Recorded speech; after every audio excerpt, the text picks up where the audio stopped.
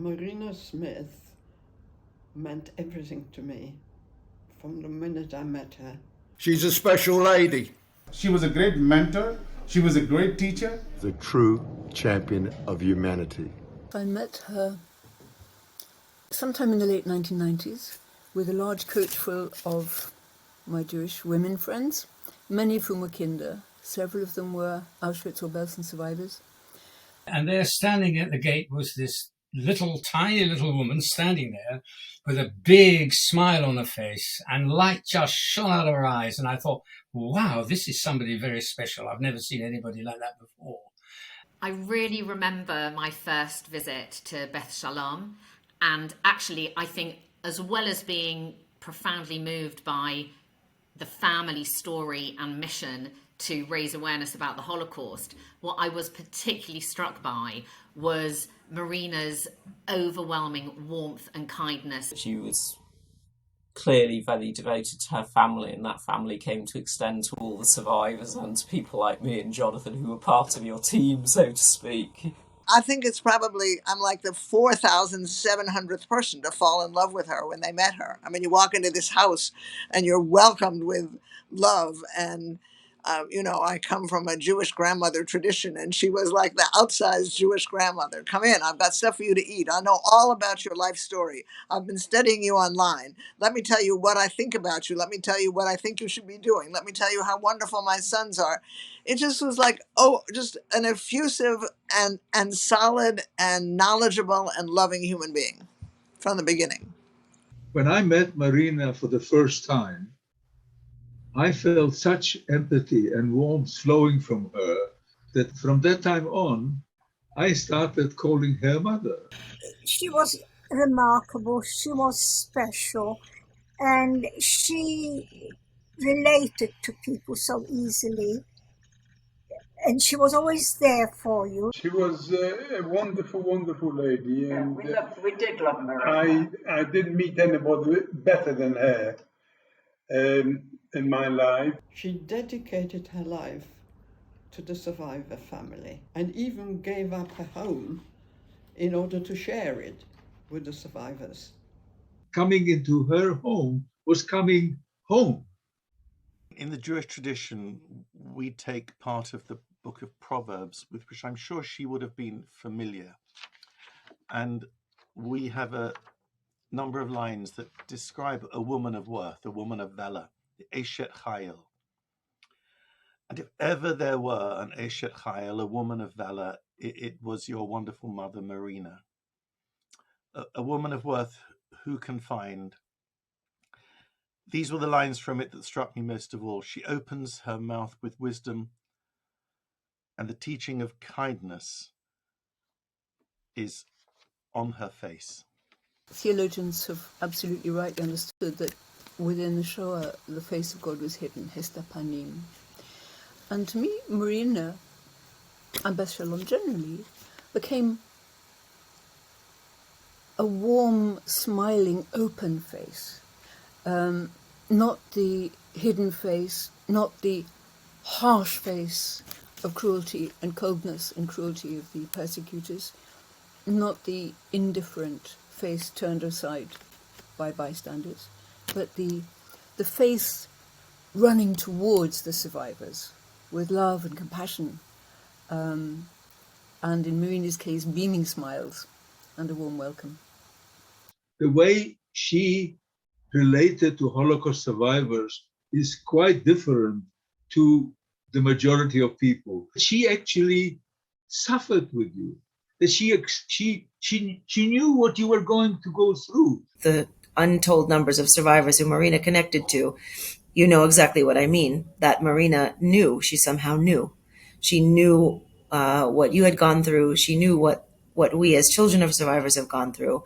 And she knew how it impacted our lives as people in the world, as mothers, as fathers, as children. I can remember so many times when people who'd known her longer than I, the survivors in particular, saw her and they treated her like the queen, in the sense that when she came into the room, they would stand. But unlike when the Queen enters a room and people stand, those in the presence of the Queen don't tend to rush up to her and give her a hug. But as long as survivors were able to, when she came into a room, they stand and they go over and they show the enormous respect and love which they so rightly held for her because of everything that she had done. But the fact that it was somebody with a different faith to theirs, somebody who wasn't of that background, and somebody who was British, so that it was a country where they had come to and where they were rebuilding and settling their lives. The whole combination meant a huge amount to people that there was an interest, there was an audience, there was a validation. I think what Marina and the Smiths gave Holocaust and genocide research in general was a much larger footprint, because people like them who really had no connection to these stories could say, well, here are people just like us, and yet they think this is important. So one can just see how many people were then attracted to that. She created community around her. So part of her impact was not just through, her individual contacts, but creating community, and then the community having a huge impact that goes way beyond, the doors of her house and even the country, to Africa and other places, that she had a direct and indirect impact. Marina was the best person I have ever seen and I've ever met in my life. She was very kind, warm-hearted person, and really it was inspirational to talk to her. When in 2014, James, you remember, we were thinking to intervene and expand the peace education to Central African Republic.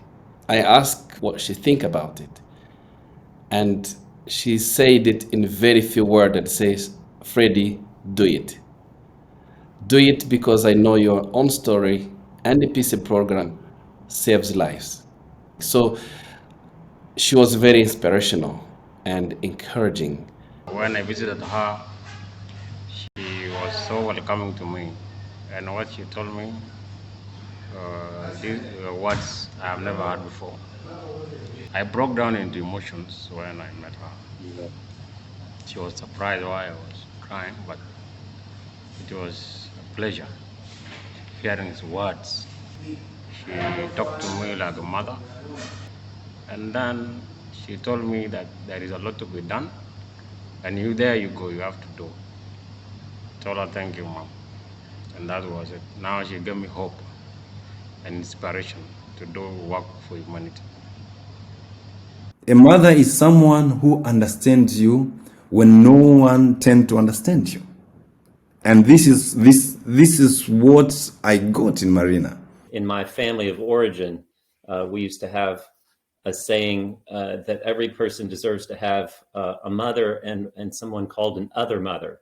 It's somebody that doesn't have the parental responsibility, but yet can engage with advice, occasionally some correction, and a lot of encouragement. Over the last 15 years, Marina would have been an adult version of that. She was just this force that showed up in your life, and you'd get an email from her at what seemed to be like just the right time for some word of encouragement or news. And if you got an email from Marina, just the subject line and knowing that it was for her would lift your spirits. Just knowing that she had sent you something. I've never met Mama Marina in person, but there are different ways of meeting people. I met her without meeting her, because every time she sends me a mail, in those words you could feel her heart, her mind, and you could feel that she was right by your side. So I didn't meet her physically, but emotionally and spiritually, I met Mama Marina. Did I receive letters from her? I received many letters. She always wrote to us for the Jewish holidays, and always had a message of some kind connected with that particular festival and holiday. And I had to scratch my head and think, how can I reply to these messages? I did my best when it came to Christmas and Easter, but I don't think I could light a candle to what she wrote to me for Rosh Hashanah or Yom Kippur. My family and I, we were in the bush, very far away from Bangui, where people were being killed. This was last year. But fortunately, where we stayed, there was network, and I received a mail from Mama Marie, words of compassion and love and prayer. And so just receiving this letter, I thought we were just alone, but there is someone beside God who was thinking us and praying for us and caring for us. I will never forget that moment. It gave us the courage and the hope to keep going on amidst the crisis and the killings. Because it's just someone who has total belief in you. And I'll certainly miss seeing those emails in my inbox. You can't summarize Marina in 3 words. It's impossible. A true friend. Simply an angel. Prayerful. She often wrote to me, and one of the things that she wrote was that she aimed to be a prayerful woman. And I'm sure that she was, and I'm sure that's one of the secrets of her sort of holding people in love, in her heart, over such a long period of time, and so consistently.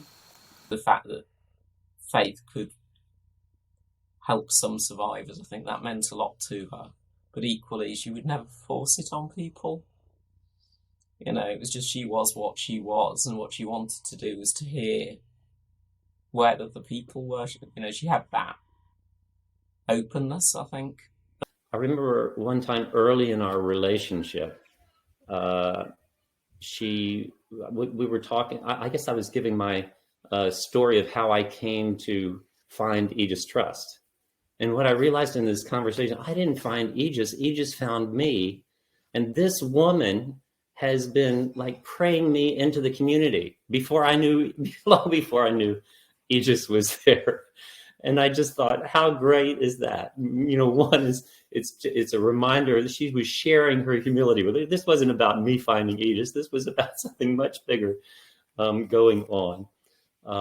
And I thought, wow, what is the power of this woman, that she's able to call into being community and people that have a common love and sharing. And I said, Marina, how long have you been doing this? And she goes like, well, kind of before Aegis existed. I just love the intentionality and the selflessness and she just had this huge heart and it attracted people. It is 39 years, so it's nearly 40. The first time we trundled up the slightly dilapidated farmhouse in Laxton in Nottinghamshire in a rust bucket of a bus with about a dozen Malaysian Christians, having a Christian retreat. That's my memory of meeting Marina and Mrs. Smith with the famous warm hug at the door, and that was the first indelible memory I had of your mum, because there were millions of warm hugs after that. But coming for a weekend, thinking it was a Christian retreat, but leaving that weekend having a mum. Inspirational, zestful, kind. Determined, endearing, encouraging. Wisdom, integrity, and love.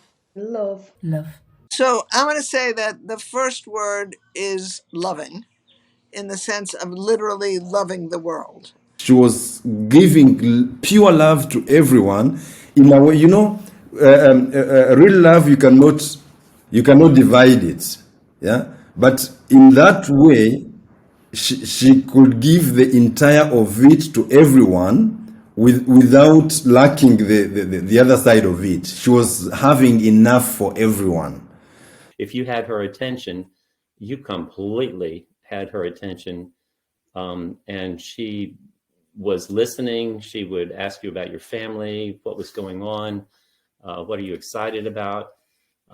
So she had this tremendous capability of, even in a room full, at some point, the laser focus of love and presence would be on you. And she had a phenomenal memory as well. You know, given how many people she came into contact, the fact that she remembered particular details about you always, it was never just a generic, "Hi, how are you doing?" It was always very specific questions. So when she would ask, "How are you?" or "How are the children?" she didn't just mean a kind, warm word. She actually meant, "How are you carrying this history? How are you integrating it without suffering? What are you doing to enjoy your life and celebrate?" And I don't think I will ever meet anybody like that ever again. So I would say loving, outsized loving. That's two words, but I'm going to say that as one. But then the second one was mother. A mother. A mother. A mother to so many. I describe her as a mother for humanity. Of course, I met her and knew her as the mother of you and Stephen, but it was just clear to me that she considered herself my mother. She considered herself Aegis' mother. She considered herself the mother of stopping genocide in the whole world. It's just, that's who she is. It's what she radiated, and she cared for, hundreds of people up close and personal, but for tens of thousands of people around the world. So I'd say outsized, loving mother, and in addition to that, she was clearly smart as a whip. So there you are, 4 words. Love, compassion, words of truth. Love, compassion, and truth. Loving, righteous, and full of life. Dynamic. Energy. Awe-inspiring energy. Just non-stop energy to pursue what she committed herself to do. I'm reminded of a phrase from Cicero, semper in motu, which means always in motion. I could see she used her energy to the end. So she never lacked energy to do good things. She was tireless, indefatigable, and as Cicero says, seemingly infinite as her soul was and is. She was telling me projects, things which are supposed to be done, and I was wondering, when will she stop? When will she think, now I cannot do? She was, even for things she cannot do herself, the wish was there that they will be done. An incredibly creative person with a big heart. An extraordinary love and understanding of people. Acceptance. Courageous. Inspiration to us all. My lovely wife, Marina. I had again the great honour to go up to Bet Shalom on the 20th of June this year to speak at the centre. And like so often when I go up there, I get a telephone call, "Would you like to come and have lunch with Mr. and Mrs. Smith?" There they were, holding hands. And I looked at them and I thought, gosh, it looked as if they've just got engaged. Such was that lovely, wonderful companionship that these two had together. And that is what I will remember more than anything else. Well, I told her it was going to be Hanukkah when I was coming. So she says, well, if you've got a nice Chanukiah, bring it and light it in our home in front of all the people who will be there. And that is what I did. And she asked me to say something about the significance of Hanukkah. For example, that the light of one small candle dispels darkness. It was the obvious theme. She was that one light, one person who lights up the world and dispels darkness. One individual can change the world. Certainly, she changed my world, and she changed the world by what she did and who she was. And that's not at all an exaggeration. That is how it was. And to say that we miss her is an understatement. I am sure that somewhere up there she is smiling and just well chuffed, as they say, that her children are continuing these wonderful deeds, and that is her legacy and her monument.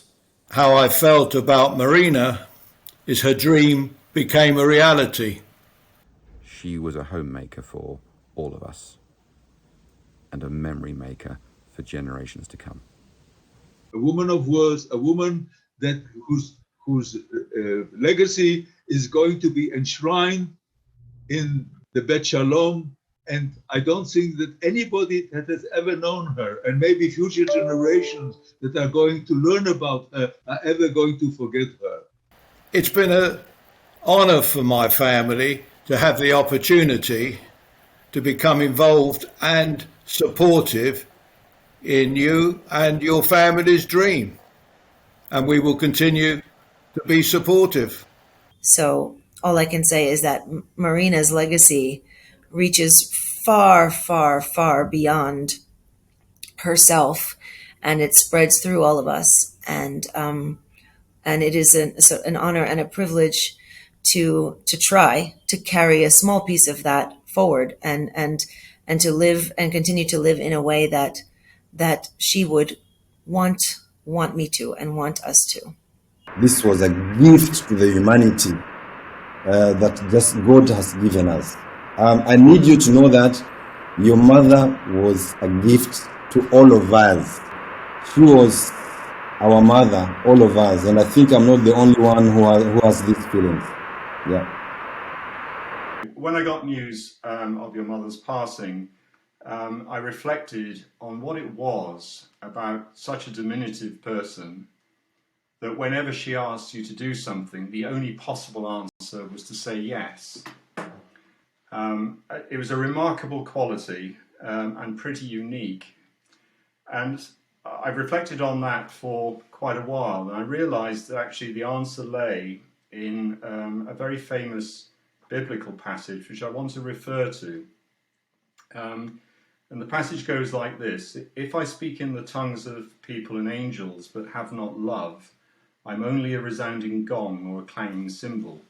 If I have the gift of prophecy and can fathom all mysteries and all knowledge, and if I have faith that can move mountains, but have not love, I am nothing. If I give all I possess to the poor and surrender my body to the flames, but have not love, I gain nothing." And it's what your mother had. Your mother had love in all that she did. And the love that I speak of here is patient, kind, doesn't envy, doesn't boast, not proud, not rude, not self-seeking, not easily angered, keeps no record of wrongs, doesn't delight in evil, but rejoices with the truth. It always protects, always trusts, always hopes, and always perseveres. Love of this kind never fails. And it seems to me that that love described there was foundational to what your mother was and the way she was, and it underpinned all her other gifts. And that love will never fail, even though she's no longer with us. The love that she shared with all those who knew her will live on in their hearts.